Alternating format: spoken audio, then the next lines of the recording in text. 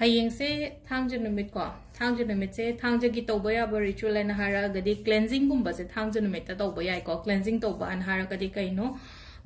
negative energies gumba yum dagi lauthokpa hari negativity gumba release tawhonba kholonba sugumba mayam se ishadagi oiro wakhandagi oiro imungdagi oiro adumba mayam do ko hari cleansing se Saturday sina khwaidagi phaba oiba sigi numit da ko akoina sitokpa chamthokpa khoppa sugumba mayam se ko ado quite first ko hari longa karpurga mai thabion haina ko long karpur mai thab se kai gino hai kansi da blockages gumba leiba se khoi gi life da block leiba haragadi akoi gi thabak da block leiba ni khangde natraga hari pisang thagi block leiba ni khangde Towba sum ipan bagi tap the lerga diga ko hadi long di khangbirani ko mayam na ko hadi koigi kwadaga hapa do long pal kan hana club se ko si hapa ye aduga amana karpur harga di karam bano ha kan sigi se ko koigi chana basu nate fida hapa do sunte ko tonga na si thopani ko macha macha sumaina koigi tablet ki type ta hadi kuptak toraga si sine ko hadi si hapa tang yeng bio ko si kan farane lai se ko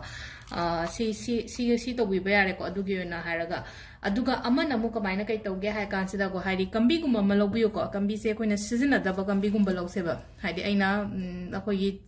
chana ba plate gumba kai gumba tawgono ko leba ki kambi gumba leibre ngo aduga leba ki kambi se lei train so khala se sizina dra plate aman ba gumba kai gumba ko adum malobiro se da su ko chamana na si so hapane na ko si ke no se koi gi karpur se hapane aduga bay leaf ohum mama ko Sugumba herbs kumba kai gumba shena baze akoina keno manifestation oiro natraga any ritual to matam da ko khara leidi ko hadi maru marang mana masing gumba se akoina sina ba ya baze ko sida akoina hap to se ko hadi hangam maru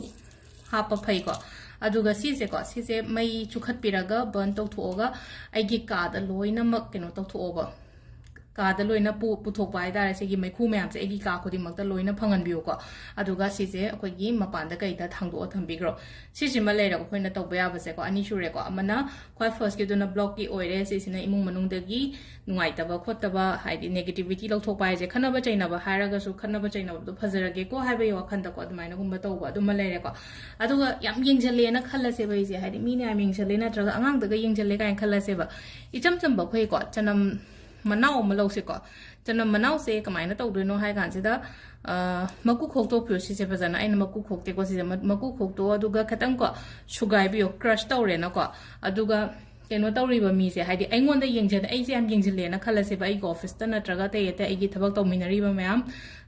Dukan Pummy and Kalase, Angon the meetings in Amzel, Yingzele, Cosalega and Kalagadi, sees a Maku Hokto or Katang Sugar or Agimo Palma, Kadako, Tamo, Hadi Chima the Hapetang Yum Gerako, Hadi Choso Laudanaba,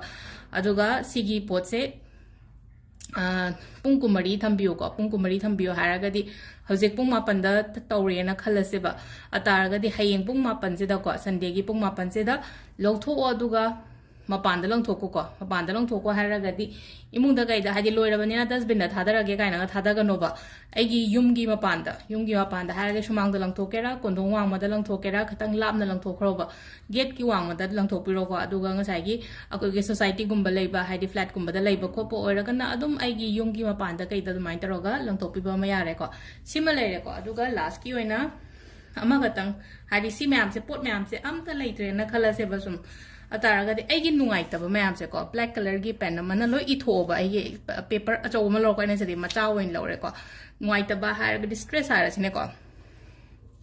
And one does express yam lady in a color seba. Adegi concentrate tobangam drega and color seba. Adi angang a haidar like there are no concentrations. Adegi health issues kind of higher in a co.